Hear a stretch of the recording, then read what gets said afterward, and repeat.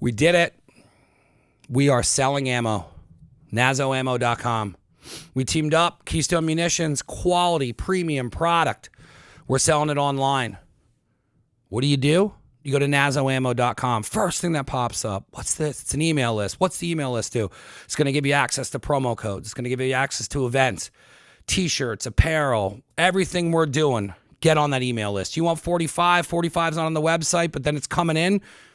You're ahead of the curve. You're ahead of the guy who's just finding out about it. You're a part of the family. Very fast and furious how we do everything around here. Nazo Ammo. We are moving Keystone Munitions. Premium products. We're doing it. You want to pick up? You don't want to have it sent? You're Carl. You live down the road? Pick up Nazo at the promo code at the end. Now you're picking up ammo here. We're doing it, man. We are doing it. Nazo Ammo. www.nazoammo.com. Small town, big ammo. 5anddimeeaston.com. They have their website officially up. You can shop most of their stuff online. They also have Fucked. They have Fucked in the store. I think they're the only one allowed to sell Fucked out of their store. It's 484-544-4719. That's at 5anddimeeaston on social media. These guys are great. I mean, they're killing it. It's the best skate shop, in my opinion, in the area. They have a lot of cool stuff there. Both the owners are rad. I stop in when I can. They're open Monday through Friday, 11 to 7, Saturday, 10 to 7, and Sunday, 11 to 5. There is someone always there to help you out with your needs. You can check their inventory off the website. You can check out some videos they got on there, and they're doing some cool things. Their social media is awesome. They support a lot of local skaters in the area, and they're growing. I'm excited to be a part of them growing. I'm excited to help them out. They're helping me out. It's a good relationship, and I push 5 and Dime Easton because they're the best skate shop in the area. Check them out. BTG Blasting. My man, Pat Cunningham, offering you pressure washing, disinfecting, acid washing, and rust removal. It is a high pressure washing business, bringing your stuff back to glory. He does anything from houses all the way to having him come into the studio. He comes down to the studio on a schedule and he disinfects the studio, and we are certifiably clean, and it just covers all the bases. So with the things that are going on now, you're going to need somebody like this. He's got a sticker out front. I am certifiably clean down here. He also offers free estimates on all your needs. He can do corporate and at home. You can reach him at 484-241-1711 and btgblasting@gmail.com. He just started this business and it is taking off. I'm super excited for him, and I'm super excited that he's a sponsor of the show. And you can check out BTG Blasting on social media for all of your pressure washing, disinfecting, acid wash, and rust removal needs. It's high pressure washing, bringing your stuff back to glory. He offers many things, and you need to check him out. Eric K. Dowdle, defense attorney. We had him on the show, and what crazy stories this guy's had. He's helped a ton of people over the years, and if you're looking for help, he is your guy. You can contact them at 610-882-3000, and it's ekdefense.com. Do you have a pending court case? Do you have a court appearance and need a defense lawyer? Do you need proper representation? Felony, misdemeanor, drug offense, assault, homicide, DUI, traffic violation, appeals. Reach out to Eric. Check out the podcast we did with him as well. It has his whole story on there. If you need help, Eric is here to help you. He sponsors the show. We appreciate it. He's going to be doing a monthly thing with us. Eric will be a part of the family now. Thank you for sponsoring. Oh, yeah, that would have worked. All right, episode, I don't fucking know. Welcome back. White Hawk Gunsmithing LLC. Jesse told me about you months ago. We've been trying to go back and forth on this. He's told me some really interesting, cool things. I told him a couple months ago I wanted to start having more gun stuff on, and we're packing this month full of that. How did you get into gunsmithing at all? It really went back to wanting to solve my own problems. Obviously being ex-military, that played somewhat of a role, but really was the entrepreneurship side of it. Being able to take the skill sets I learned from the military and the armorers courses I went to and the gunsmithing schools, but also applying the master's degree in business and starting my own company, not so much as a a carry on from my military experience, but being a small business owner and being in control of my destiny in a huge industry of gun manufacturing. The gunsmithing itself to me also brought a sense of problem solving that I had kind of left behind. You know, you get a platform in, whether it's a handgun or a rifle or shotgun, whatever it may be, and you go into that analytical mode. And what is the problem set? Yeah, you know, you have the customer who may not know exactly the term to use, or they give you a sound. It's much like on a car commercial, right? When they bring in the mechanic, it's like, oh, it's going, and whoa, okay, that can't be good. And then the second real part of it is the fact finding. You know, some of these guns are 30, 40, 50 years old that we may be working on, and we have to find the parts, or we have to make the parts.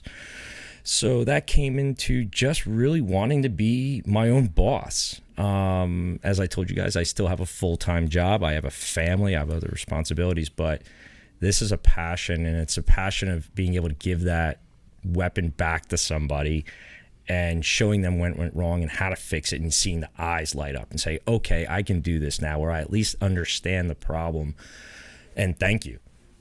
That's really just what it boiled down to. It's, you know, checking your ego at the door when a customer comes in. Every face and political belief and creed, believe it or not, walk through the door and meeting people at a point where, you know, this is something that they either truly love. This gun has a history to them, a story to their family, maybe a memory that is just so ingrained with that gun, or it's someone who has gotten into it and is scared to ask for help because they see these people at the counter who are like, you need this, you need that, you have to do it this way, you have to train this way.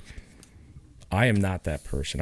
I'm not there to judge you. I'm there to figure out, to make sure that that gun is safe for you to use to defend yourself or to enjoy shooting or hunting, whatever the application is. You know, and it was really to just wanting to teach again. You know, teach somebody how to fix something. Let them be on their own, because at the end of the day, I'm not going to be there with them. And if they know just enough to be able to fix and get that gun operating again, then that's another bonus to doing this business. How did you get started as far as even getting into like filing for licensing? Like what, I mean, was it a hobby at one point and then you kind of rolled it in and then be like, look, let's take this further. Let's take this further. And I'm sure with your background, it was probably easier to figure out what channels you had to go to get licensed and do all that stuff. But like, what kind of was like the beginning of it? Was it a hobby in the beginning and just something you were helping out with friends, and then it just rolled into, hey, I could do this and it's fun, I make money off of it, whatever? It was, I was always a shooter, but I wasn't somebody who lived for the gun, right? That's not all the things I did. I actually got away from firearms for a while because I just was exploring different things. I was going back to college. I was finishing my master's degree at the time. And I began writing a bunch of business cases. I had actually written a white paper on Daniel Defense, on Marty Daniels, who was really at that time re-engineering the manufacturing processes from an engineer mindset, not from a gun guy mindset. I found it fascinating how he was using 3D printing capabilities. He was using alternative materials for testing. He really reshaped how guns were being manufactured from a process side. That's when I decided, like, hey, what happens if I took that side, right, the intellectual side of it, and took the more physical side of gun, like shooting and loading and stuff like that, and put them together. But I also wanted to figure out, like you said, how do you get through all those things? How do you get around, the ATF interview, and how do you prepare for it? So I wrote a business model. I wrote a business plan for the company, and I had it ready to go, and I had gone through, just like everybody else, you have to get on the internet. You have to do all these forms. It's most of the places where people stop trying to do it. Yeah, there's amount of bureaucracy, right? Like, all right, okay. Like, oh man, I've reached the end of the internet here, and I still don't have an answer. I had reached out to friends in federal agencies that I had become friends with through my government service and stuff, and I'm very much check the block guy. everything was calculated step by step. I would not go to B until A was done. And we had to wait to get out of New Jersey. I could not start the business. There was no physical way to get approval to start the business in New Jersey. So once we hopped over the border, we got ourselves established here in Pennsylvania. I started the process in mid 2018. We had moved into our home over in Jackson Township and in Monroe County. And that summer, ATF shows up, say, "Hey, you ready for your interview?" The guy was great. I know there's a lot. They just show up on the spot. They let you know that, hey, here's your interview. It's like ordering cable. Will be between 9 a.m. and 6.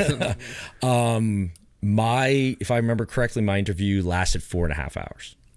Ew. And half of that, I'm not a class 1, so class 1, obviously sells firearms, and usually that's the guy you go to who has a gun shop.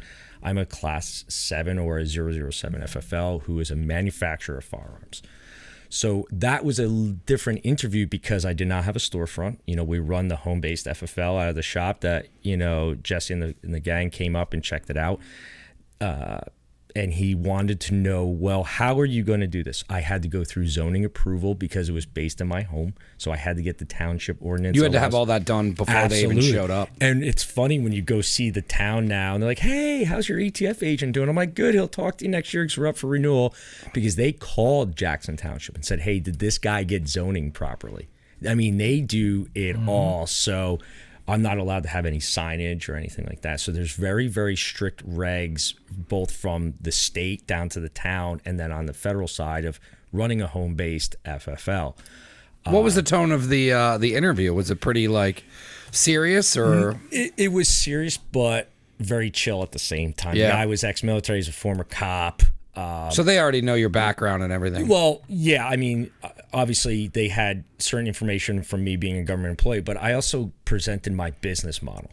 Yeah. I had it in a PowerPoint slide. So they were like, "All right, cool." I mean, I wonder how many times they drive out and they're like, "Hey, you don't have this." Yeah, in I'm just gonna make some shit in the back, and then people are gonna drink. It'd be cool. Don't worry about it. Don't worry about that bat of acid I have back there. You got some Saints. I got some fucking what are those ones we got at the fucking Tractor Supply. We're good. We're good. Don't worry about that 3,000 pounds of tannerite. Yeah, back that's there. No. I took it as I always do.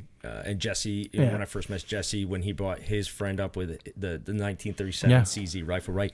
It is always business. It's never personal. So if the guy has a job to do, he has a job to do. You can say what you want about the alphabet boys and all this stuff.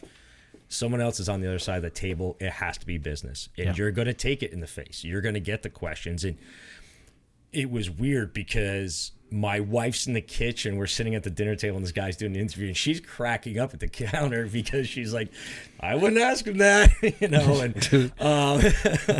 but having the business model done, I had given him a copy of my business plan. You made their job easier. Yeah, because it's just like anything else in any other industry, right? You do the work for them. What do you sit back? I'm a firm believer of inundating someone with information because at that point, that barrier of is this person legitimate or not begins to come down much quicker when you're trying to help them and give them the information that they're looking for. They just may not know how to ask it. And it's essential. Like, it makes them feel more comfortable because then they don't have to be like, "I need to ask them this to find out this." If you just give them everything, they're like, oh, everything is okay. Yeah, and then listen, they stop. I've been questioned by federal agents a dozen times, so I know how this goes. But and we decided. My wife said, "This is something you want to do." She has, from the beginning, she is a silent partner. She really helps me with the female shooter side of the house. She helps me with design stuff, with color patterns. She sees things that I don't when I'm building firearms for people who give me artistic license, like our California customers right now. They're on the West Coast, time difference, everything. Like, man, just go at it. Give us a cool vibe to the gun and let us know what you're thinking. And I'll be in real time with them. And I think I had, the Clash was playing at the time, and the guys, and we're just jiving about these colors and all. Yeah, you're a big music guy. Yeah, and I'll touch on why that's so important to me. But when I'm on the benches, I have to have that, and so Michelle understand, my wife understood that, and it was an outlet for me. You know, when you come home after doing all this time overseas, and in regards of what you did, you're away. You're away from the country. You're away from your cultures. And I had a lot of energy. I was putting it in my job, and my job began to slow down a little bit. And, you know, we had our son, and we moved out here. And then I just wanted to have that energy put towards something that I could help again with. I could give people purpose when they came and they felt comfortable. I also did it, and don't get me wrong, yes, to make money, but there's a delusion out there of people making a lot of money.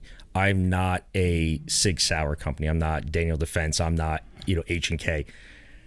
Do I make money? Yes, but I turn around, and my model was for the first 3 years to, you know, invest heavily in research and development.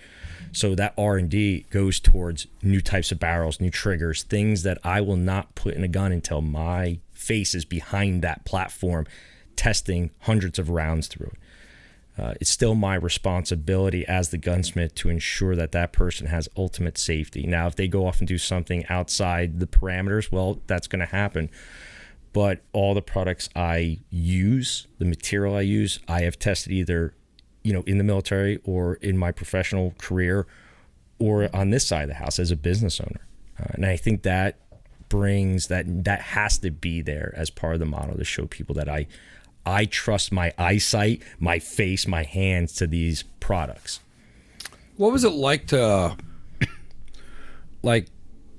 come back and have all this stuff going on, and you have this idea, and then exactly what you explained, you must be at such a comfort level of being able to dump your energy into this, and you're helping people, and it's this extensive training and learning and things that completely apply with what you were actually, because I'm sure people go into the military and they come out, and then what they're doing has nothing to do with what they did.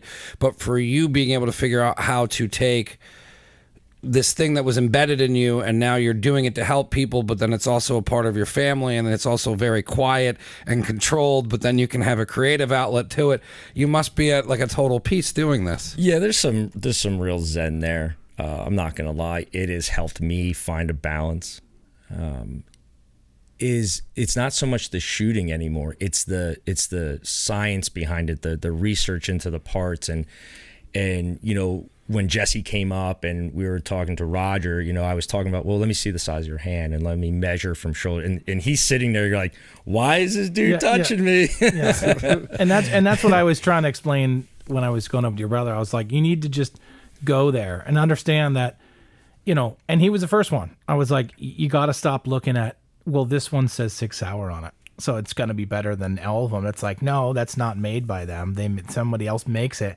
And I was like, anything he tells you, listen. I don't listen to him half the time, and I allegedly overpay for stuff. But if a lot of things I can, you know, whatever he says, he trusts and use. And that's why Roger was like, when I was telling him, I was like, you gotta understand, like, he'll sit you down and you pick out every single thing you want to do, and it's made for you. And that's what I keep hammering, like 100% custom. Stop spending money on a factory gun that's from a thing, and you look at it, and what's the first thing you do? Well, this grip sucks. This handrail sucks. Yeah. And all of a sudden it just goes, go. And I go, why wouldn't you just go to a guy who says, yo, I legit know that this is awesome and it's better than that. Use that. Make it the way that it's your gun.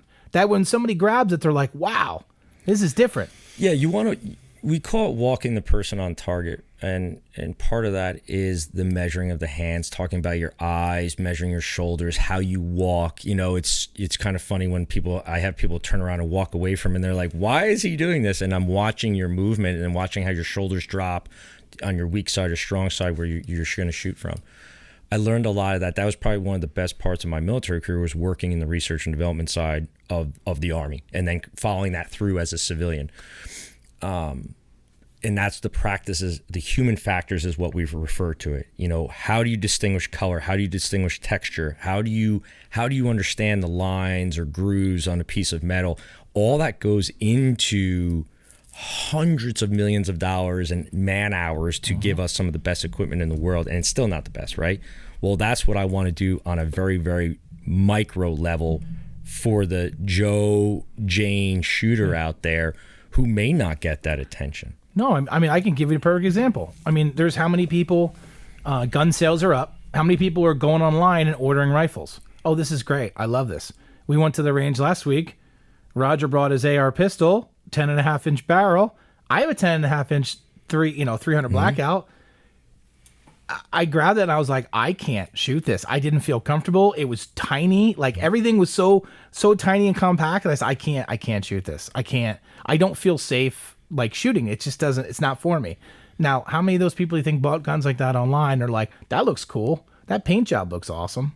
Yeah. And they pick it up and go, this is weird.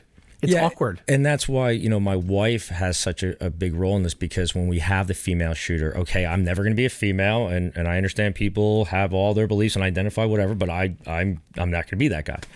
So when we have female shooters, one thing to kind of de-escalate the situation, make them feel more comfortable, is Michelle will come out and sit with us, and we'll have talks and stuff like that, and eventually get to the gun. And it helps that person understand that I'm trying to understand why your hips are moving that way, or why the female shoulder sinks more than ours, and how do I adjust the material for that? What do I go after to make that person feel comfortable? And that's really a cool part of having her this whole thing. And then my little boy, he'll come out, and he's been understanding gun safety since he could walk, and he'll be out on the bench and helping me clean stuff and ask questions of, why are we doing this? And, why does this work and this doesn't work? So it is somewhat of a family affair. Yeah. And then there's times where I'm just bogged down in the shop because I can't figure out a problem. I think I had a gun that it took me almost 60 hours by the time I was done rebuilding the whole thing and fixing it, and the customer had some crazy requirements. That's the other thing. We work off of a requirements document. So you just don't come in and say, well, I want to do this. Well, we're going to ask you A to Z of what your parameters of functionality are and what your requirements for that gun to be: weight, stress tolerances, all these things, magazines, colors, reducing recoil, whatever it may be. And I send a list of questions to the customer. I spend about an average of 10 hours on an estimate, cost free. I don't charge that person for the estimate. So I'm losing about $750 an estimate. Yeah, just to make it personal. Yeah.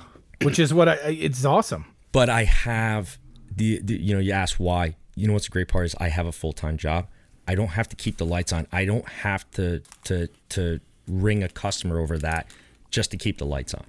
That is the real blessing of having the company and a full-time job, because I don't have to compete with a lot of people around me in the area who have to keep the lights on, who have to pay other, employees and stuff like that. And great for them. That's awesome that they're running that business. I don't want that stress. I want to be able to focus on the customer and be able to do that. So I'm not charging for an estimate. Okay. But then my customer comes back 2, 3, 4, 5, 6 times, or brings 3. It pays itself off eventually. But see, and that's what I don't get. I don't understand like places like that. I understand that's their business. They're salespeople. I get it. But with something like a firearm that's there to protect somebody's family, you're going to go and convince them that, no, I don't really have a lot of money. I'm just going to use it for safety. I'm not a big shooter. And the guy can come in and can spend like $600 or $700 and get like a diamond back, and it'll shoot, it'll go bang, it'll do its job. And somehow this guy feels it's okay to convince him that he needs something that's $1,000 or $1,100 just to get the couple extra dollars, and just be like, you're never going to use that. I have a customer who has a high point 9mm. Yep. People will make fun of him on the range. They talk shit all the time. Right? And he'll come to me, and I clean it for him. He doesn't like cleaning it. No problem. And he always says to me, okay, so when are you going to tell me? Tell you what? When I'm going to need a new handgun. That's not my job to tell you that. Unless there's a safety issue, if this is what you shoot and this is what you're comfortable with and this is what you feel safe with, it's yours. That's the gun for you. Who am I?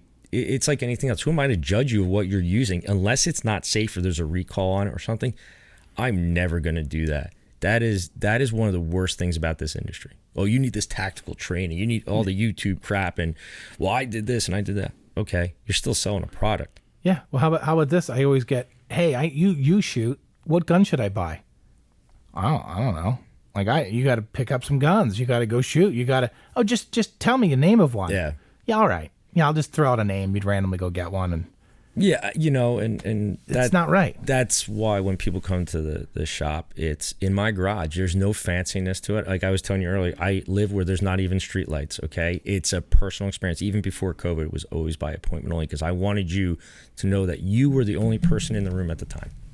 Yeah, I feel like there's a lot of that's lost in things that happen anymore. I think like social media and the internet really kind of swallowed those experiences, and I feel like they're slowly coming back. Well, you know what? I see it But with that's like. even, I was going to say, even with the internet and stuff too, that like gunsmithing itself, like there isn't a lot of gunsmithing going on, and a lot of people, you can find whatever video you want on YouTube, but no, some things you shouldn't be trying to do, like especially like FN stuff. Don't take stuff apart because they do that. They don't want you to do that.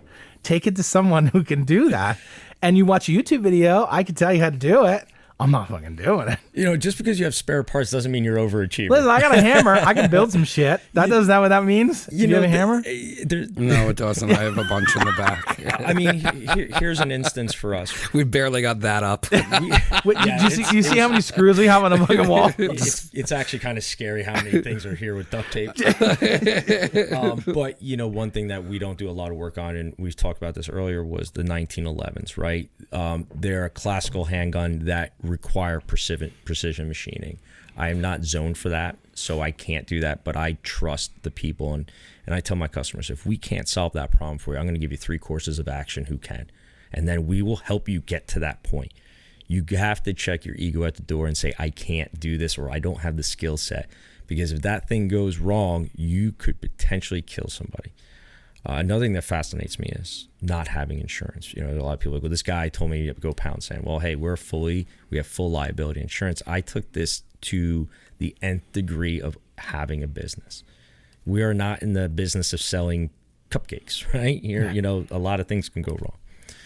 But part of that experience too was how we kind of got into the, kind of brushed over the music part, right? This is supposed to be an awesome experience for someone, even if the gun's not working right and they're all pissed off, but man, coming in and chilling out with a guy who's got some, music playing, and it's kind of, let's bring it down a little. And hey, what are you listening to? Oh, I got Sinatra on today, or I got, Cannibal Corpse. I got a couple of customers who are like, oh, what do you got? What's Mike feeling like today? So that's part of it. That helps me get into the mood and understand, customer, because there's customers out there that are going to try your patience and stuff and think that you're on call for them, that you're their personal gunsmith, and that's something that you're my personal gunsmith. Yeah, I know. I mean, I'm not, and I guess there's a good and bad to that, right? You've gained the trust of these people, and they just want to talk to you, and they want to get your opinion. But I'm just another person. I have an opinion, and it may be right, and I'm also wrong. There's that part of the business. It's also hard to be in your shoes as well, as like where you meet somebody like Jesse and you become friends with them, and then it is kind of like friends is such a word. Use that term so loosely. But like you don't like you said before, after 3 o'clock, whatever. But then there's other people who have probably like a vision of who you are as a person, and then they have like this idea of it, and then they're treating you like the idea of it. They're not treating you like how you are, and then that just doesn't mix. And then when that person's treating you as the gun guy, not Mike, then it starts getting to this weird gray thing where the person starts becoming annoying. They start becoming these things. They start getting into your personal space where they think that like, oh, well, we're friends, but it's the illusion of who they think you are. And you're just like, look, man, like I'm fucking working. And then that is a very difficult thing to balance out. And then you do have people that you become friends with and you build relationships with. And that's the best part about it. But then there are customers or people in life just in general that just like don't go together. There's always that separation, of church and state, right? And we've had customers who will call and be like, "Hey, why didn't you do this?" First of all, we told you we weren't going to do that, and everything is by email, right? Everything has to be done that way. I wish I would have started doing that from day one. I can tell you, I was too personal. I can tell you that everything he does by the book. So you go there. There's forms. What exactly do we want? You sign the shit. Like this is exactly what we're doing. This isn't I thought you were going to do that. Yeah, but it's boundaries right out the gate. Yeah, so there's a liability document you have to sign, right? And that says, hey, if you go do all this stuff that we tell you not to do, it's on you. everything is concurred through email. I do not take it upon myself to go make a decision for the owner of the firearm to go do X, Y, or Z. If you concur, then we'll move forward. If you do not concur in a timely fashion, which is usually about 14 days, then we stop. Everyone has a budget to operate in. Who am I to just go buy parts and fix things and be like, hey, by the way, here's a $1,000 bill? That's insane. I wouldn't want that done to me. But to the part where you were talking about the clash of on the personal side, my family's my family. Okay, I could shut that business down tomorrow, because if you screw with my family, you interject yourself into that part of my life without being asked to come into it, you get a whole different side of me. And I try to not get to that side. I'm not a tough guy. I'm not trying to, I'll do this. I have earned the right to be with my family after so much, and I value that. Just like I value my customers who have problems in their life and they just want to get this problem solved. And yes, they're under some tension or stress. You try to understand that, but there is a line. Some people see me as this guy that they want to talk to about war stories and what was it like, right? You're not part of that. You're never going to get that inner circle. There's 5 dudes in my life that know the gory details of things, and thank God they're all still alive, and we're great friends, and we're all seeing each other in October of this year, which is going to be awesome. A bunch of them are going to meet Michelle for the first time ever. That's how separated our lives. You're never going to be in that inner circle, so don't even try. Yeah, my dad gets that a lot with people. He was in Vietnam, and even some of the people on the block try and talk to him, and he gets very, very annoyed. And then when they leave, I'm like, "What's up?" And he's just like, "They didn't, like they weren't, like the guy was in the lunchroom." Yeah, it's like I can't relate to anything you're talking about, and he's like, "And I don't want to talk about it." Yeah, like he barely opened up to me about it, but like. Then now you're in his comfort zone where he's like, here he comes. He's like, turn those lights off. And then like, we got to pretend like we're not at home because he doesn't want to be bothered by, and then eventually stops. But it's like, until I got older, I was like, well, who the fuck would want to talk about that? Excuse me. I think it's more of a fascination because I'm a young guy. I mean, I'm only 42 years old. They have a lot of older customers cannot fathom that I'm in front of them after doing what I've done and be like, how is this guy still here? And then other people who are my age group or younger, I never wanted, like I said from the beginning, I don't want my company to represent what I was ex-military. Is it a part of my company? Yes. But most of the people I deal with were never served in the military. Great, you did it. Thanks, Mike. Awesome. Great. Can we fix your gun now? I don't want that to be overbearing on somebody. It's enough of a situation for people to walk through that door and ask for help in the first place, especially when they don't know something. They don't want to be taken advantage of. They're worried that we're going to break it even more if they don't know me. So you have to build those bonds. I don't need to be this ex-military guy with tattoos like, dude, oh my God, I can't believe you're not wearing body armor here. Oh, come on. And I'm sure when people hear this, they're like, oh, well, so-and-so on YouTube, that's great. We live in Pennsylvania. I like to live in a quiet town. Most of my customers live in quiet towns. They have their belief systems and everything else, like I've said. I don't want that in my business. I don't wear my badges and combat patches on my sleeve. I'm Mike. I like tattoos. I like thrash and death metal and jazz. I'm a family guy. I will help you as much as I can and to the point where I can. And my business reflects that. So far, it's worked pretty well. I guess the term de-escalating is probably bad, but it's really the only one that comes to mind, that when you walk through that door, you're my equal. Dude, you're a man or a woman or, whatever you are, brother, sister. I'm not above you just because I have these experiences. I hope they help to solve a problem. We were just joking before about this, the sound check, right? I have no idea what he's touching over there. He could probably be electrocuting himself. I'm making shit up. Yeah, and I'm watching it. He doesn't know either. There's like bleeps, creeps, and sweeps, right? And there's a lot of things going up and down. But hey, this is what I'm doing. Oh, okay. You're equals because someone's just asking a question. I go into gun shops. I go to many different gun shops, and I'll see how people react, and I'll listen to the conversations. And I've had some horrible experience in many states with gun shops. And you just look and you're like, I don't even know how you're still in business. And thank God I don't have to do that. I'm so happy that I don't have to carry inventory and do that. I really have the essence of being in this industry at the purest of it, of fixing problems and educating people to maybe better products that may suit them. All the other stuff is just noise to me. Yeah. What was it like getting the business going? Like getting your first couple customers and like getting your emails and like seeing it working? Like how was that in the beginning? So I actually I worked at a local gun shop for a while before I got the FFL. Obviously I had my credentials to work and my experience and everything, and I did that, and that's where I decided I would never open up a legitimate brick and mortar shop. The guy treated me well. He was a nice dude. No, thank you. I could never do that. So I was like, Was it too much people? It was too much of a stress of, and I keep going back to this, I'm going to sound like a broken record, of keeping the lights on, right? Yeah. You know, you have to push so much inventory and you have to pay these people, and great. Oh, by the way, we just had 37 denials because all these people are trying to buy guns they can't, and now you have to have the county come in or the ATF, and you know, you have subpoenas you have to answer because someone went and stole a gun that was sold out of the shop.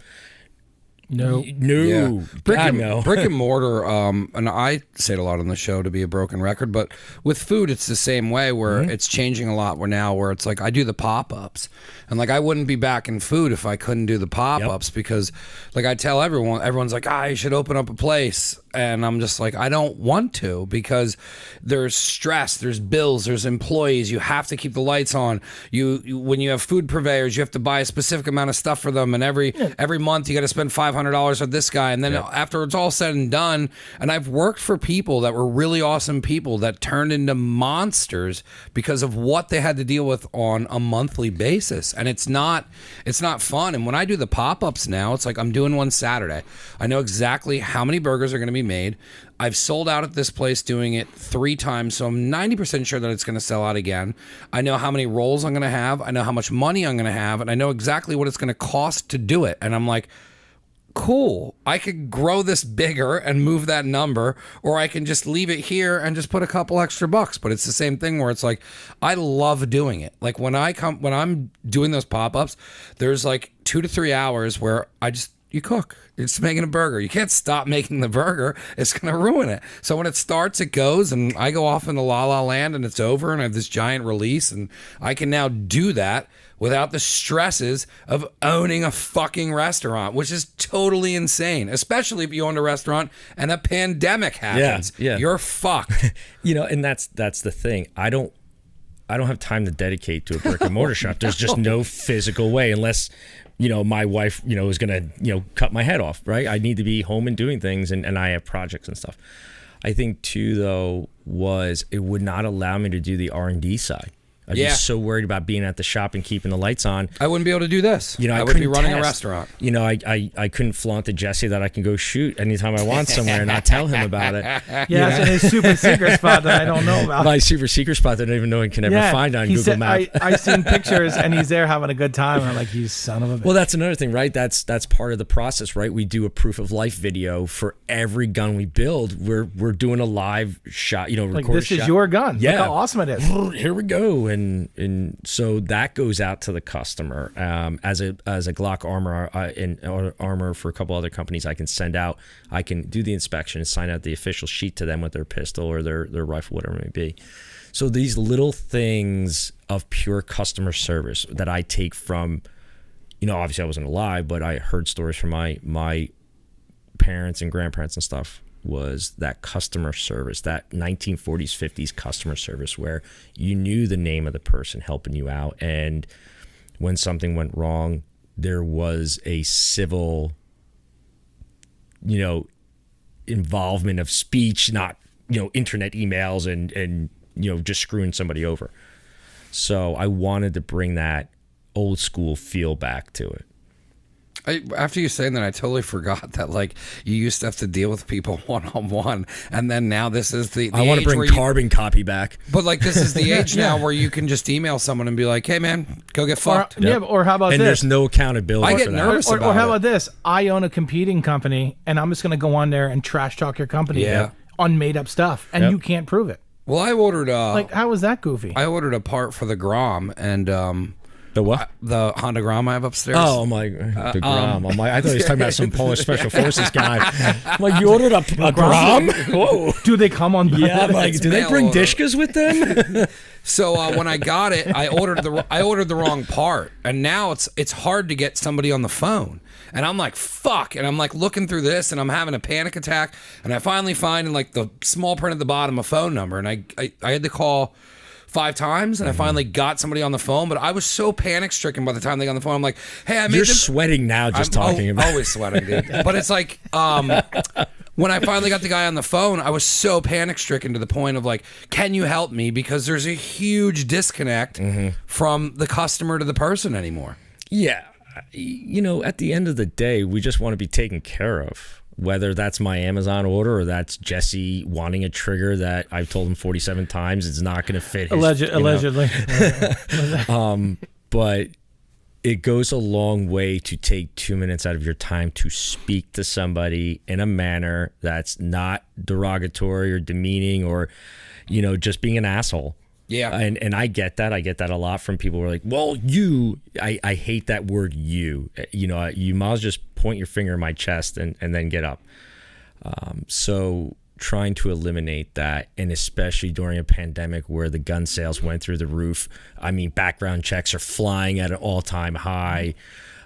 You know, that's the other thing. We do background checks, but we actually halted doing transfers of firearms because the fact that it was taking away from customers who needed help on guns that were the ones that they needed fixed at that time. I can't wait 2.5 hours for a PICS check to go through the state system and have somebody not be able to get an appointment for a week because I'm so backed up. And the reality is that's not the business I really wanted to get into of just doing transfer of firearms. One, the paperwork is hellacious by the time you're all done with it every 2 weeks. As well, you know, again, just taking time from the development side of building something for somebody or fixing something. And I've gotten some negative on that. Well, you know, this is your job. Say what? Well, you know what it is, and the more you think about it too, is it's like, you know, 40s, 50s, 30s, 20, all those times. Like, if you had something wrong, let's say you have your lawnmower breaks, you would take it to the store, and there was a guy that would go, sure, you're going to need this part, and he knew what to order, and he ordered it for you. Now I can save $5. I'm going to go on Amazon and order the wrong part, and then you get it and go, shit. And then you send it back, and it's the wrong part again. Fake? Shit. And then it just, I think that drives people to get angry. Like, I think that's part of they're just like, they don't understand. That's why I don't. Well, so that's why on our Facebook page we put up promotions that we gain no benefit from, but it helps our shooters, right? Whether it's ammo or an optic. Hey, or I like that. You're like, hey guys, I saw this. You should check this out. Yeah. You know, here's an ammo deal. Check it out. Just throwing it out there. Yeah. Who else is doing that? I don't see anybody else. Skin off my back to get somebody 10% off ammo. I want more people to be able to shoot. I want them to go train and have that positive experience. Or, you know, hey, Mike, I got a budget this year or this summer, and I need a red dot optic for my. Well, I really like that. Well, hey, if you wait 21 days from now, you're going to get a 30% coupon out. Really? Yeah. But you don't make any money off of it. I don't need to. Did you get what you need? You know that I helped you, and that's the payoff, like I said. Yeah. And again, I want to make money. Don't get me wrong. Everyone wants to make money. But this is not going to sustain my lifestyle. There's no way that I could ever do that. And that's just the reality of it. We don't live in an area where I can make a comfortable living off of it. I'm going into my year 3 right now. Have I turned a profit? Have I been in the positive? Yeah. I turned all that money over and reinvested it into better material, better companies or companies that suited us better to work with our customers.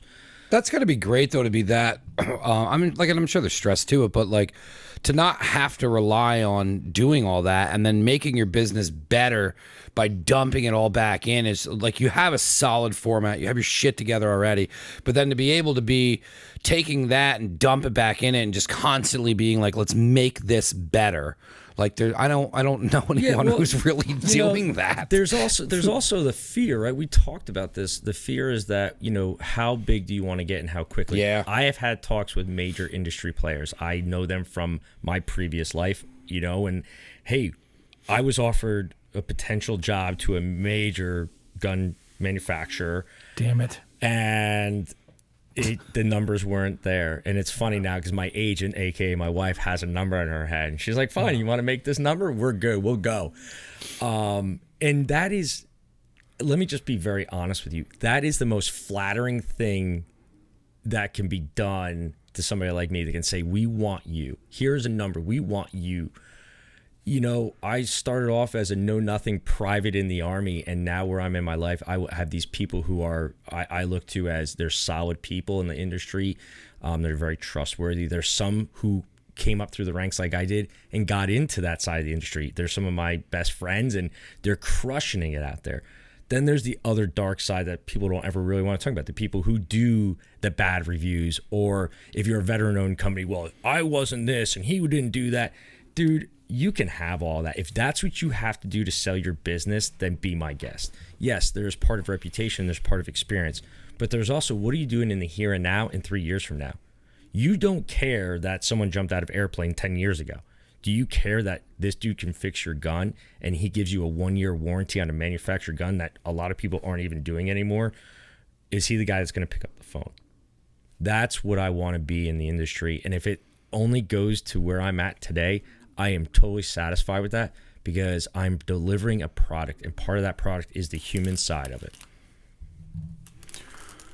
People don't do that anymore.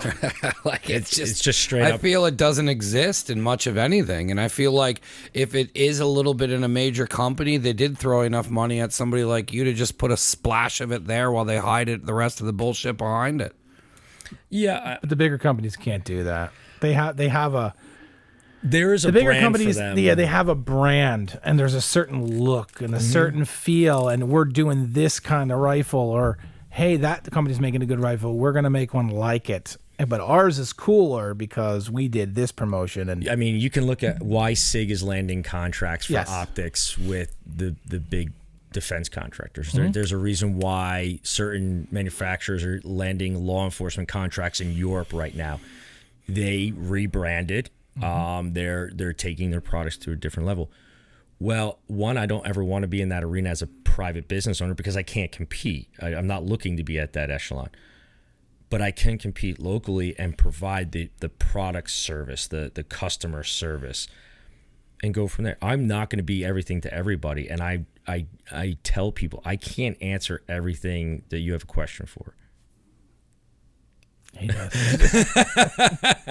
He knows a lot. Just say he knows I've made a lot of mistakes. That's why I know a lot, because I've had stuff go wrong. But that's how you learn. Yeah, I try and tell people all the time where like they question doing all this and things and whatnot, or trial even, and error, man. Or even like I say to my dad sometimes, because like I like the conversations over the years have changed where he's like, I don't know, where now it's like he's like, oh, okay, and I'm like, yeah, man, like I fucking fucked this up so many fucking times where now it's like every year it's like, okay, well, let's just try and not do that. Or like you learn from these mistakes, and it's how you get further. And if you don't give up on doing it and keep working at it, it's as stupid as it sounds. I just had this conversation with a guy who was just starting his business down the other night, and I was like, you literally, if you don't stop and you make mistakes and you work around them and you learn how to problem solving is what I realized I can do so well. Like we put an event on, they told us we couldn't do it. I said, okay, made a couple phone calls, completely problem solved the entire thing, and in a day the event happened. And I'm like, man, that was from me being like, how the fuck do I make a t-shirt company? Yeah, it's complex problem solving. Yeah. And part of that is the human side of it, right? That other side of the human factor. You know, in this day and age where everyone is so distant, especially during the pandemic, it's kind of refreshing to people walk in and like, we're gonna shake hands? Yeah. Really? Yeah. Like those simple little things that we've just put off goes to building the integrity of my company. It's not a complicated system to be successful. You have to work at it every day. And that part of that is just showing up and being involved. We had, I showed Jesse the exploded magazine in my hand. That led us to never, and I say this absolutely seriously, never to warranty a gun if you're going to use reloaded ammo. We were test firing a gun about 2 years ago. I was on the range by myself, which is usually a big no-go because if you have an accident, right? We just saw a guy on YouTube with a 50. Kentucky ballistics. That poor guy. I mean, thank God his father was there and saved his life. And the guy had, he did everything right. He did not do anything wrong. He was safe. On a very, very expensive rifle, the ammo literally exploded in the upper receiver in battery. Blew the magazine, shredded the magazine, blew it right out of the bottom of the mag well, right into my hand, shrapnel my left arm. So I had my kit bag right there. I'll keep firing. Figure it out. And my wife's like, "Whoa, Mike, what are you doing?" But she's like, "We're not on the battlefield." Hello. But we reported back to the ammo manufacturing company. Yeah, that wasn't us. It was the gun. Yeah, it's always somebody else's fault. Yeah. So. A lesson learned. We can't warranty something like that. I don't know what you're doing the night before when you're having, enough, scotch and sodas and you're loading your ammo and next thing you know, boom. So that was something I learned from, right? And we incorporate that. The other thing that we don't cover in the warranty is if you decide that you're going to try to break the gun on your own by jumping out of a helicopter and see what's going to land first, right? You can't do that. You can't drive over and, Mike, it broke. There are certain limits here, but for the most part, you call me and if something has gone wrong and we find that it's on our side, it's a material issue or it's out of spec, and we're running into a lot right now with quality control, with everyone pumping out so much stuff. Sunday mornings, I'll get up, get an iced coffee, go sit in the shop and look at every part coming in. We have found backward trigger springs, hammer springs, buffer tubes out of spec. I mean, that's a lot of hours measuring stuff, and I hate to do it, but I have to do it. I'm gonna make mistakes. There'll be something I've done on a gun that, listen, I'm human. I'm gonna lose attention to detail for a second, or I get distracted, and you have to go back and check all those things, and that may cause a delay or something. There'll be something that, one thing we have a lot right now with the ammo shortage is people aren't listening. That these guns need to run a certain type of ammo. Not from a manufacturer, but a type of grain. And, I only have this. Well, it's not going to run properly. It's just not meant for that. Well, why? Well, the testing was done for native specs, not for, Bubba Smith's 115 grain in the back. Yeah. You have to tamper down expectations. Everyone thinks they're going to get that. Well, I bought this gun off the shelf and it runs fine. You're absolutely right, because they've test pressed those parts for the last 100,000 rifles. They know exactly what's going on. When I start taking all these Gucci parts from different manufacturers and putting them in, it's like putting a body back together with everyone else's parts. Not everything's going to jive the first time, and we have to grind it out or look at it. My ammo allocation last year, my CP almost had a heart attack. It was like almost $9,000 in test ammo. Yeah. He's like, we're going to prove this, right? I sent him the spreadsheet bills from ammo. Yeah. Yeah. And people, we test fire 200 rounds, depending on, unless it's some really off the wall ammo. We usually test it hollow point, and full metal jacket rounds on pistols. And we even try to do that if we can get hollow point ammunition for rifles as well. I have to show you that this gun is going to run this stuff. That does not mean that your lack of maintenance or anything else that injects itself into the process where you don't clean your gun for like 6 months. Well, it doesn't work now, Mike. Well, I can't even get the part out because it's all mucked up. There's a lot of, I find it fascinating. Americans do not want to read manuals. They hate manuals. No, don't tell me. No, they're destruction manuals. Yes, I just want to go and do. Yeah, but the manual's there for a reason. If you have a problem, and that's kind of where that personal side collide sometimes is. I'm just going to call Mike. It's in the manual, page 3, section A. Yeah. Well, it's not. Yeah, it is. It's right there. I'll just call you. Don't call me. Read the manual. That's well, fine. those Panzer AR-12s, right? I'm trying to justify in my head why I need one. I have a bunch of. They're not good enough yet, so I'm waiting. But the biggest complaint I saw online was it doesn't cycle rounds, and then literally this guy comes on. He's just like, if you actually look at it. It won't cycle short rounds. It has to be high brass for the first 150 or so to break in these springs because they don't know what we have here. So you have to do high brass. If you do like it says, I've never had an issue. But people go, well, I bought my stuff at Walmart. It doesn't want to go. Great example. is a company, PTR. They're now in South Carolina. They basically make the clone version of a lot of H&K products. They're phenomenal people. By the way, is that what you son of a bitch? I saw the picture. So I have an H&K Yes. G3 clone from them. It's called the PTR 91. But then we have the PTR 9, which is the MP5 clone, which I saw it and I was like, you're a piece of shit. So they're getting hammered on the internet. This thing doesn't work. It's 18. I think the average was like $18.99 price for this MP5 clone. It's not cycling. It's a piece of junk. These guys robbed everybody. And I'm thinking to myself, H&Ks are based off native spec rounds. If you go online to PTR, it specifically says you need to cycle in their instructions or updates 124 grain type 9mm. Well, I'm shooting reloaded 115.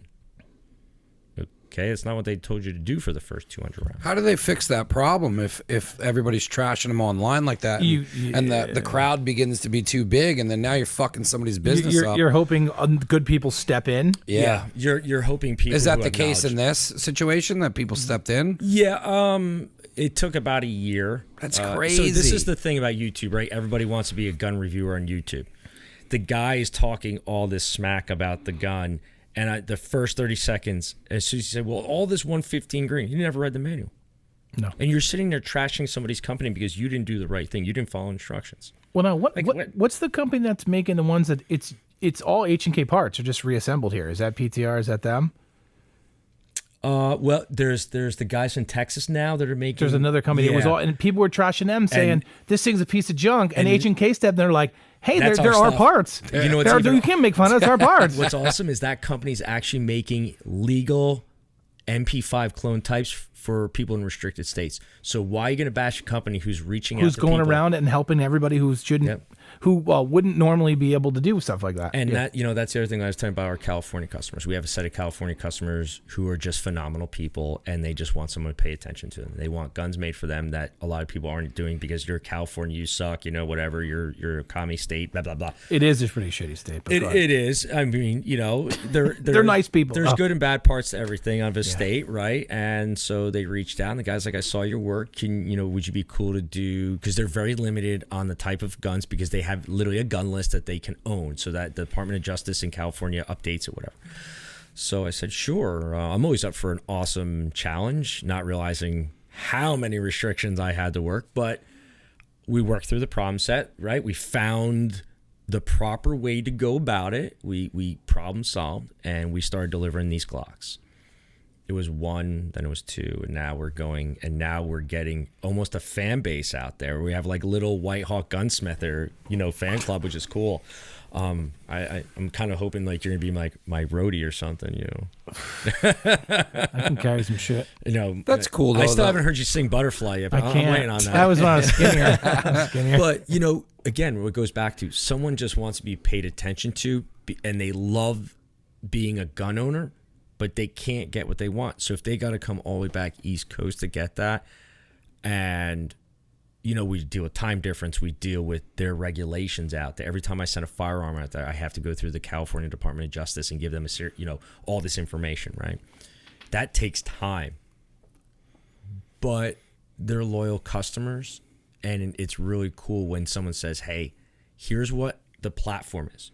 Here is, I'm giving you carte blanche artistic, go do crazy colors and triggers and optics. We built one Glock, and the guy didn't even know he had an eye issue until we did our interview with him. He goes to the eye doctor a week later. He comes back. He's like, now I know why I can't see through that red dot. He's like, I never knew I had an issue with my eye. It's because of my gun. The doctor's like, well, why? He's like, my gunsmith. He's like, you're what? Like do you have like astigmatism? Yeah, astigmatism, yeah. Well, that's what, it was funny when we went shooting last Saturday, your brother, I gave him my rifle to shoot, and he was just going, he kept like squinting and stuff, and he goes, I can't fucking see this red dot because of my stick. And I was like, I never even thought about it. I was like, it's just a red dot. I don't know what the hell you're talking about. He has to get a certain red dot. It helps him see better. Because if not, that's crazy. I didn't know that. Sunbursts. Yeah, out. It gets fuzzy. It's like a tennis ball. Like I'm looking through and I'm seeing a perfect little dot, and he's seeing tennis balls. Yeah.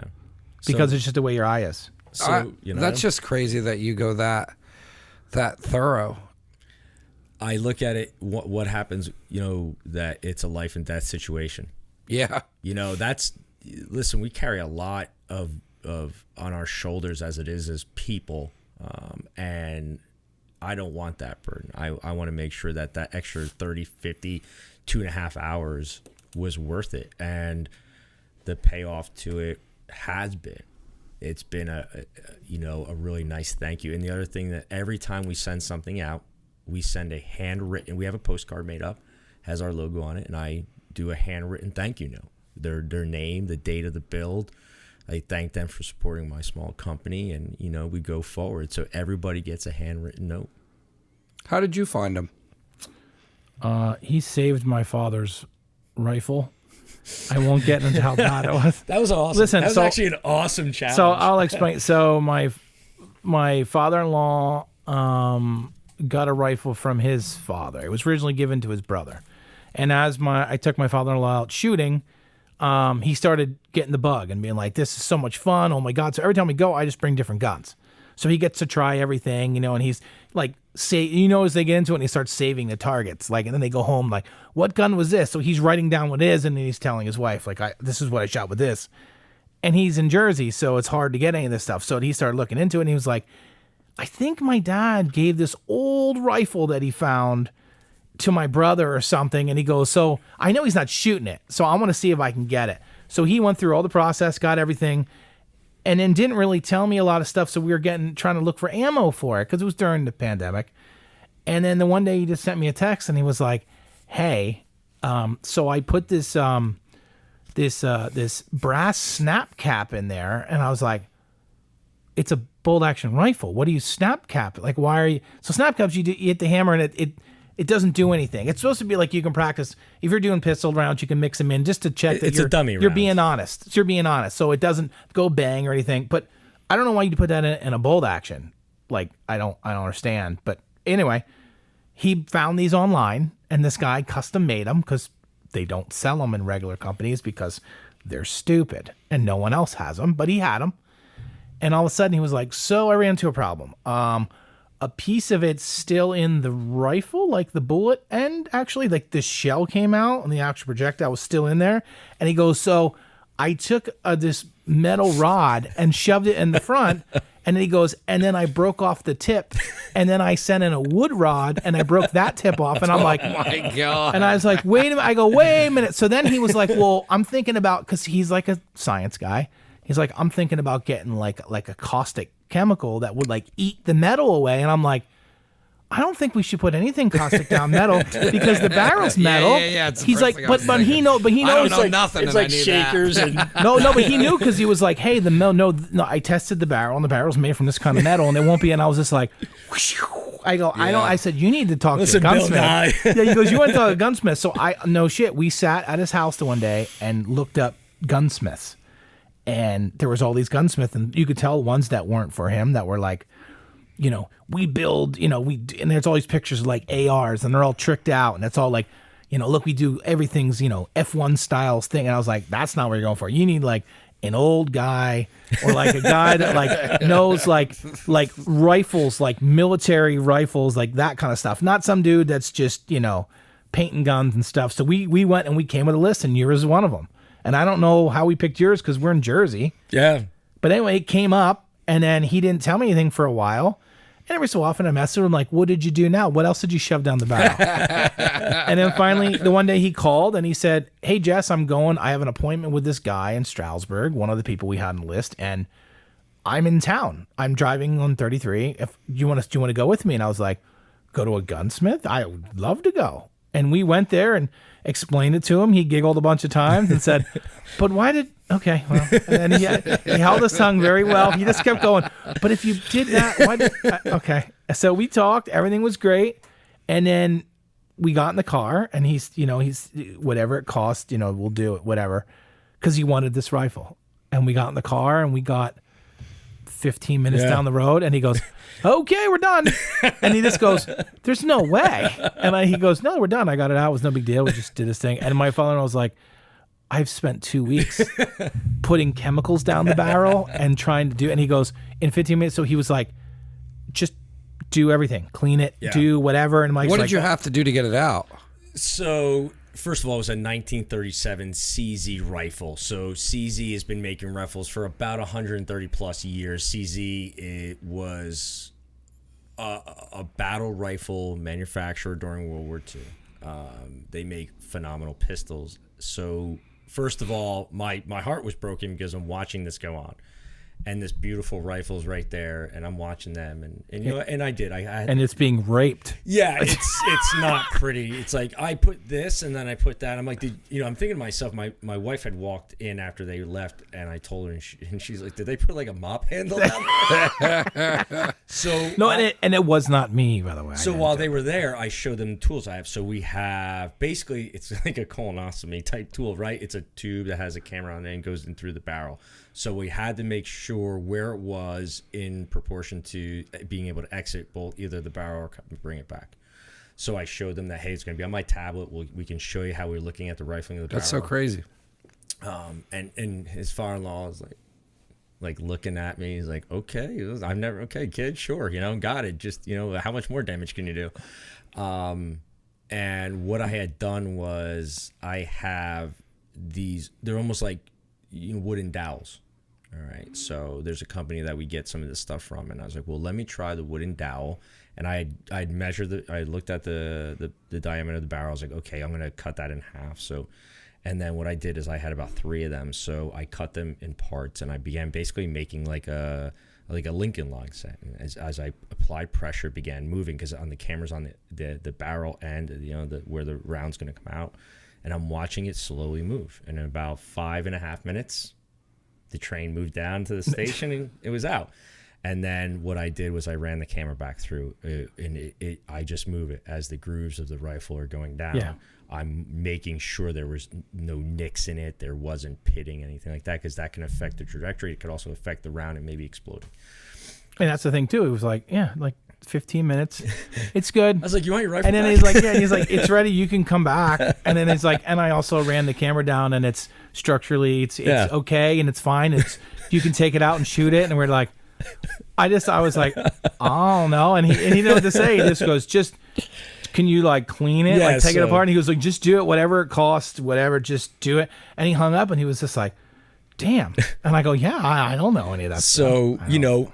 I'm obviously a history buff, right? Because of the military, I love, and how often do you get these to come in? And so I was like, well, we use boil linseed oil. So I put the rifle up, I sit in my chair, and I have a rag, just like spit shining boots back in the day. You just go in little circles. So I buffed out all the wood and everything and polished up the steel side of the house. And it's amazing when you just see a layer of black come off the gun and like, I never knew that was there. I was like, this is an art form, and when, you see someone look at this stock that's now gleaming and like really shiny to them and they like, oh, well, what did you do? What voodoo did you use?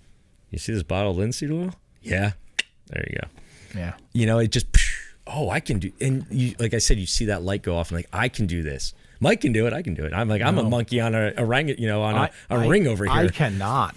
So I also took my grandfather's Luger to him. Yeah, and said, that was an awesome job. Just please look at it and go over it and clean it. Do whatever you need to do because I'm not touching it because I don't trust myself. And that's the kind of gun I don't ever want to mess with. And the only person I trust was him. I was like, here. And he's like, what do I do? What do you want me to do? I was like, just do whatever. Clean, check it out, make sure it's good. Because I think he fired it.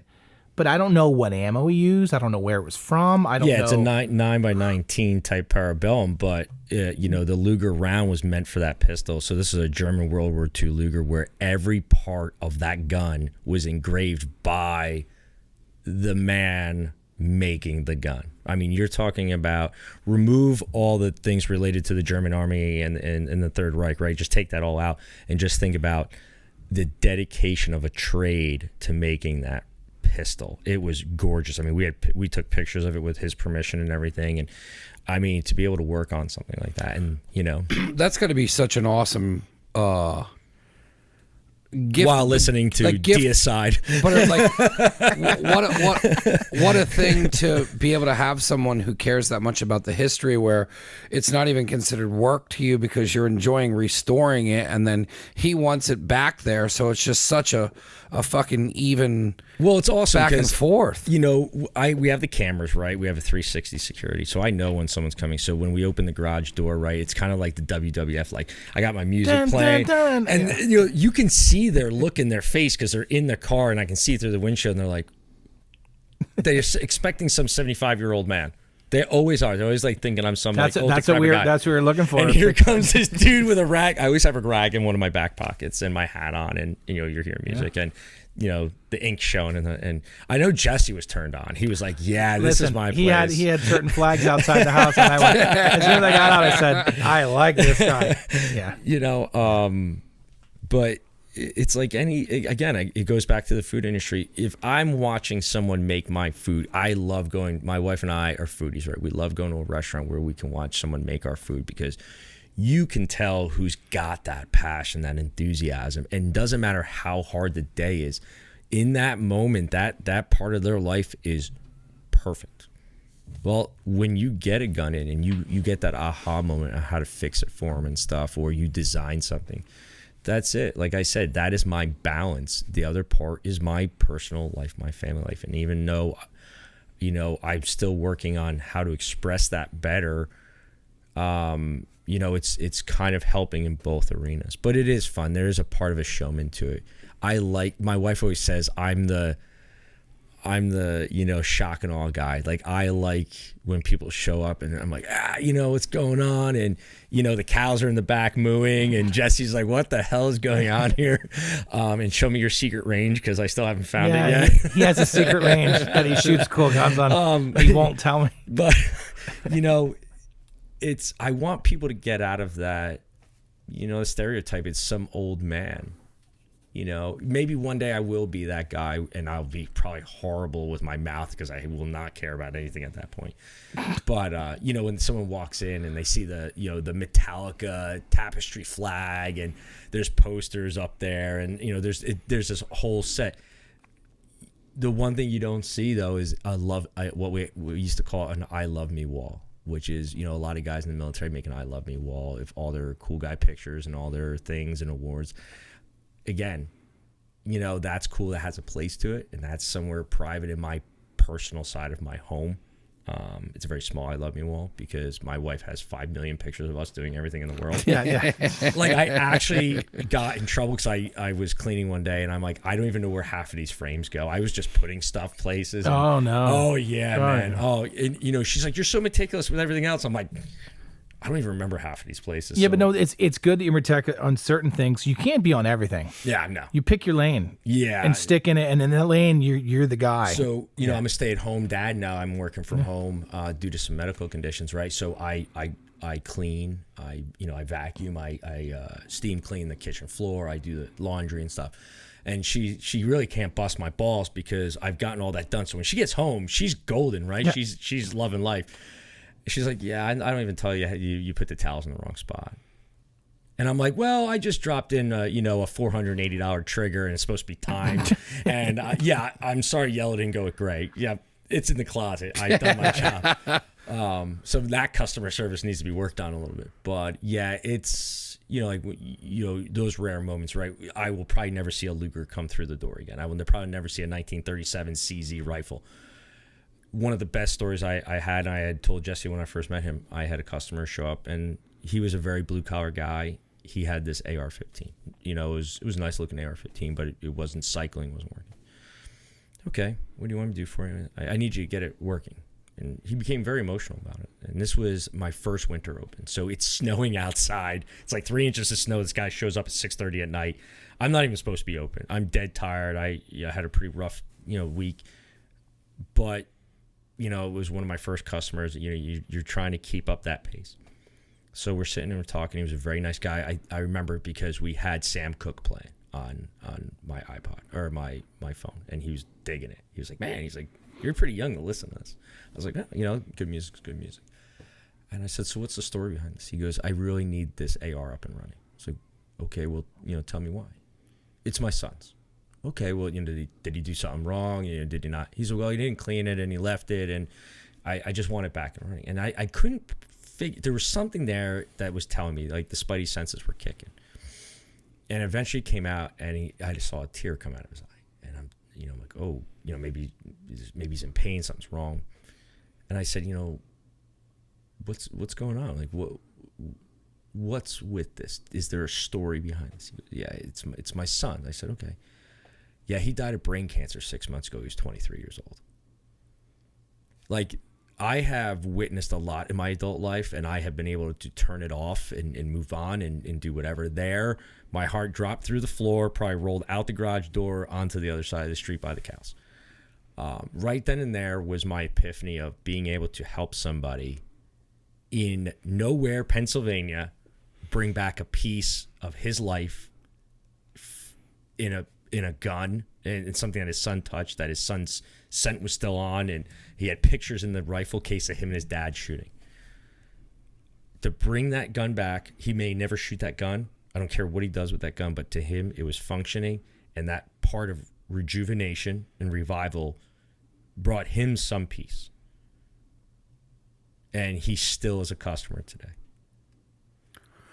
That's awesome. That must have been, we'll start wrapping up too. I know you got a call in the morning and stuff, and this was such an interesting podcast, and you are more than welcome to ever come down here and bullshit. There's so much more know. bullshit that you can talk about. I know. I'd be more than this happy to come this back was the anytime, Reader's man. Digest version. Yeah, Anytime. I mean, But I mean, for that guy, to that drive home and leaving your driveway is probably something that he takes with him everywhere. I stood in my driveway. The snow's coming down. Michelle came out, and she's like, "You're all right." And I told her the story, and she's just in awe. And I'm still out in the snow because I got to go in and sit by the fireplace with my son. Yeah. And like I said, being able to put things aside, watching friends die and putting kids in body bags and all that stuff, and tragedy in my life. And okay, it goes in a locker, it gets dealt with. I am nothing more than a civilian today, like everybody else in this room. I am nothing better than anybody else. And that was that epiphany that I'm able to do this, that I can bring compassion and legitimacy and integrity to this, and just fixing something.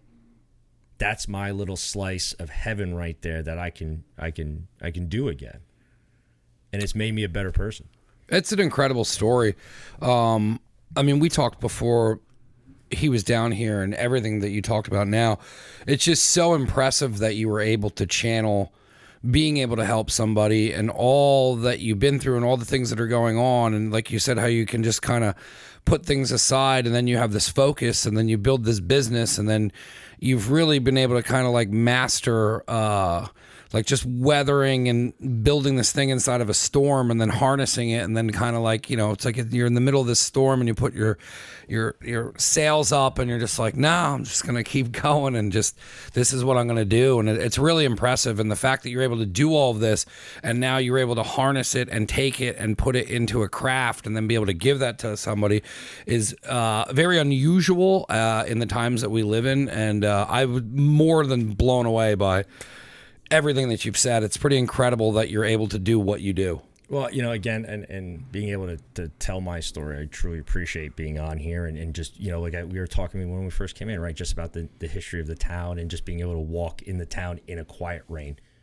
Those are the things, like I said to you, that you watch from afar and watch us just piss it away as Americans because we're so wrapped up. But as always, I tell everybody, I have made my mistakes. I have lost things. I have pissed things away myself. I have been on that cusp of losing it many times, and because of my own actions. This is something that I had to do for myself, and it's, like I said, it's made me a better person. I think it's made me a better friend, a better husband, a better father. Hasn't ever brought me any closer to perfection, obviously, but if someone's going to do it, regardless of what they're doing, just understand that even though you're going to be accountable for your mistakes still happen, and mistakes are good. You, like you said, you can't learn from them until you, and I tell this to my wife and son, and humans don't learn without pain. We do not learn without having pain in our lives. And that's what this has been. It's been great. There's been a lot of pride in it, but there has been pain to it. But I've been lucky not to be crushed by it. You know, and that doesn't mean next week it won't happen. But if I walk away tomorrow and say I did what I wanted to, then it's on to the next adventure and trying something else or trying to rejuvenate or I don't know, whatever it may be. Everyone gets another start. You just got to put that, you know, literally foot forward. Yeah, I think there's a lot of people nowadays too that they want to do stuff and try to bypass messing up, thinking that they're just like, well, what did you do? Because I'm going to do it. I'm not going to do what you did because I'm going to bypass the mistakes and I'm going to do it perfect. No, you have to screw up. One of the, I'll finish on this. One of the best compliments I got was from a dear friend of mine who was a mentor, who was my first true leader in the Army, who went on to do amazing things at the pinnacle of the United States military. And he says to me one day, he goes, I want to do what you did. I want to come out and do what you're doing and, you know, follow in your footsteps. And I've went from the mentee to the mentor, which is a really crazy reversal of roles of where this person is currently in the military and what their job is.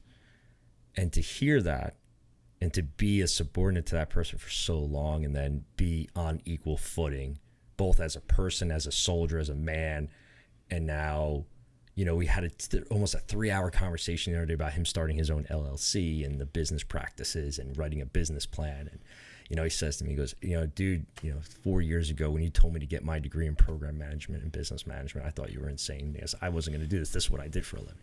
And he is a bad dude. Like he is the top of the top, right? And he says, man, I just want to say thank you. So it has paid itself so many times over to me. I'm never going to be a millionaire, and I'm cool with that. I mean, I have my dashing good looks and charming personality. I mean, absolutely. I just wish the hair would come back, but I think that's a bridge too far. But The hat looks good on you. I know it's been busted up enough. You know, and you know, like that too. Like we've gotten T-shirts and things like that and everything. But this right now is just another part of being successful. I would have never done it. I actually told a buddy of mine who I've not gone on his podcast yet, and I'll give him a shout out. It's the Stu and Nunn show. They're veterans. They talk about a lot of things. And he's like, oh, so you're going on one, but you haven't done ours yet. I'm like, oh. I was like, but I did it, right? He's like, I'm impressed that you put your face on social media in you know, that type, you know, because it is what it is, right? But yeah, first of all, being able to come out, hang out with some local guys from the same state and interest and music and food and guns and Mr. Internet search over there for everything. Google Master. Yes, you know, Captain Google and Sergeant Bing over there. Yes. But you know, again, this is just a, you know, awesome event, and I wasn't really sure what to come into it. You know, I said to my wife, I'm like, this could go sideways real quick, and she's like, well, how do you think it's gonna go? I was like, I don't know. My son was all worried. He's like, Dad, don't answer the wrong. Like, he thought I was being an investigator. Yeah. Well, I usually call I did think about that, getting like a spotlight and just putting it on and going, okay, listen. This would have been slowly. I'll tell you right now, at this point, I'd be half naked. I'd have 10 lights, and I'd be speaking probably 3 different languages and blaming you for everything. I always get on the phone with everybody first. And I said to you the first time we talked, where I was like, I'm not worried about this because we weren't even getting in. And it was the same thing with like Jade Struck and some other people I talked to on the phone, where we didn't even start talking about the podcast. We were bullshitting for 25 minutes. So I always forget how it is on the other side too, where to me, it's like I've done over 1,000 of these probably at this point. So to me, it's just like, all right, we're doing this. And then like, sometimes I guess I don't explain, but I also just want it to be real. I don't want it to be, I didn't have any questions for you. I have a general outline, but I wanted to get to know you as if like what I do sometimes, it's just like we're at a bar bullshitting, or he's like, hey, here's my buddy. And I would talk to you. Yeah. The other day when he called me, yeah. I'm in East Stroudsburg at the Main Street Jukebox, you know, music shop. I'm trying to go get these 2 records I had totally landed, you know, 'cause the guy's awesome to me. He always like lets me know. and I had gotten a copy. He had landed an import of Jason Newsted from Metallica's first show when he joined the band and he was in LA. And it's on red vinyl, and Mike's talking. I'm like, dude, I'll be there. I gotta get. I'm like, if this guy gives this vinyl away, I said, I'm so gonna whoop your ass when I see you. And then he had helped me out because he was also he had found a copy of on vinyl Suicidal Tendencies demos. Yeah. So I'm like, yes, Mike, got it. Right. Yep. Sounds good. Yep. Definitely do that. And, we'll maybe next time we'll talk about the outreach programs that we're part of for veterans. Absolutely. Stuff Absolutely. like that and everything. But no, this has been awesome. And that's why I didn't want to get into that too much. You do an amazing job over here. I mean, I can see why Mike's so successful. Because without you. See, there we go. See, I'm just here for emotional support. You are.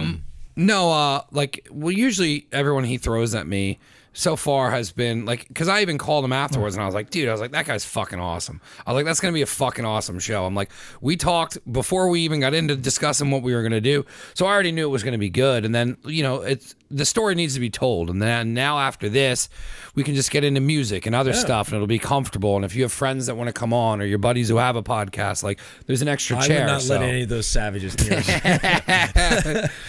they'll be doing something to your mic that is probably not even appropriate. I don't know. It gets weird down here. I want to thank you so much for coming on. Thank you. Jess. Awesome. I want to thank Jesse for the recommendation. Jesse, and I want to give you a moment to. I should have got that on video. I want to give you a moment to plug where anybody can find anything out if they're looking to get anything done. The website, the social media, and all that stuff. So social media is www.whitehawkgunsmithing.com. Just one word. We're on Instagram at WHG Smith, and Facebook is at all capitals readers REEDERS 79 because they would not allow me to use my name because apparently I was banned 5 years ago. I just got back on Facebook because of the company. I dropped off all social media. And for they years. banned you during when you went to have it, or what? I don't even remember. I had just purged all social media about 5 years ago. And it was when I started getting back up. People were like, dude, are you really on here? Because you haven't been anywhere. People are like, where are you? Like, this has been off. Yeah. But we just do it for the business and stuff, and I try to update people. So again, the best easiest way is just going to the website at www.whitehawkgunsmithing.com, and we'll go from there. Cool, Jesse. Do you have anything to close out with? No, I just say quotes. Follow him. No, and see all the cool guns that he gets to shoot and at his secret range, and I don't know where it is. It's a good follow too. And he looks like he's having a lot of fun, and I know secretly when he's looking back and smiling, he's laughing at me. Yeah. That's how I feel. I like that you post your music and stuff. It's not just all gun stuff. Like you show a side to you. Yeah. I do have Trigger Day coming up in I think June of 2023. See, son of a bitch. Well, I talked to him too about filming some stuff with Matt. So it's like we could go up there and do some stuff. Yeah. Well, we'll probably have to put black bags over all your heads. Cell phones will be left in a Faraday cage at the house. That's fine. Yeah. As long as we film that, so it's just a lot more dramatic for the video. I'm gonna shoot a whole bunch of flat triggers too, sons of bitches. He goes, I got Roger Hook now too. He's like, well, this is great. And I go, you just talk to him, and he knows around it. Yeah, I mean the flat trigger rip for your pleasure. Literally, it's perfect. It's so awesome. But that's what I have to say. You two are like everyone kids go in to candy him. Store. Yeah. Well, again, I want to say thank you very much for allowing me to come and come here and experience this. This has been awesome. No, I want to have you come back on. There's so much more stuff we can talk about. We could book it again in July too, or whenever your schedule's open. Yeah, like I said, I really like to start talking about some of the outreach we do with veteran community, and especially down in North Carolina where we're headed to help a little bit in this fall and stuff. So, great people, great platform to work off of. So yeah, anytime you have anything you want to push, or you're doing events or anything you need out on that, you're welcome to come down here anytime, man.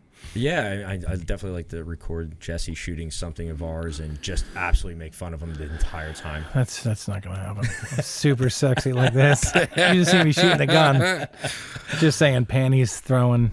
That's what's gonna happen. Very Tom Jones of the gun I'm world. pretty sure if anyone's throwing panties on our range, it's like a farm animal. So If you awesome. guys are a first-time listener, you can check everything out at a neveragainstudio.com. It has our YouTube. It has the audio, has the video, everything you need on there. If you're a small business and you need help with something, there's emails. Reach out to us. The other website we have is Nazo Ammo. We have 9mm stocked up. Hit us up on there if you need anything for that at all. There's a mailing list. We do shipping in Pennsylvania, and you can pick up if you are local. Hit me up with any of your needs for that, and it's neveragainstudio.com, nazoammo.com. I will let you go because you have an important phone call in the morning. Very busy. I believe it's